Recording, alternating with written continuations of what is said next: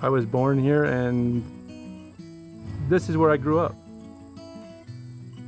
I mean, I can remember back in the day watching my dad out in the field, and I'd be standing in the rain watching him go back and forth, waiting for him to come get me. You know, that's one thing about my dad. He has always worked hard.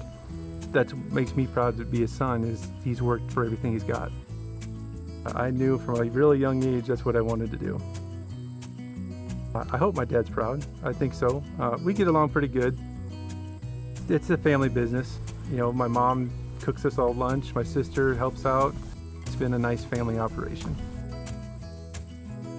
Most of the time it's just my dad and I. He's not a technology person. So once we got into auto steer and all that other stuff, it was hard for him to get to adjust initially, but now he loves it. So that was probably the biggest thing. And then just listening to some of the different things that I've done, I think he's kind of moved to more of my thinking, just because he's closer to retiring. He's ready to move on to something else, that he's let me choose all the seed and chemicals and stuff. So he's let me do a lot of the decision making. He's ready to pass it on to me. I get to work with growers making their decisions to help with their fungicide and herbicide decisions on their farm. We start looking at every bit and piece of his operation.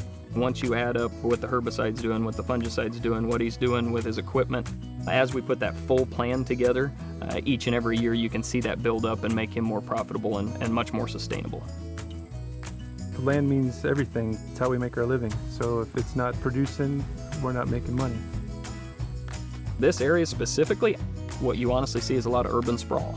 And that becomes a challenge for these growers on how do I produce more on less acres, or not only produce more on the same acres, but my rent's higher, because they could get opportunities to use this ground for a lot of different urban opportunities.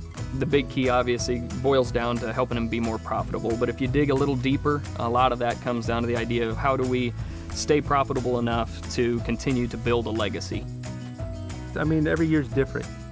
Right now things don't look great for markets, so you got to be excited about next year. You never know what it's going to bring. But you know, it's what I want to do. I wouldn't change this for anything.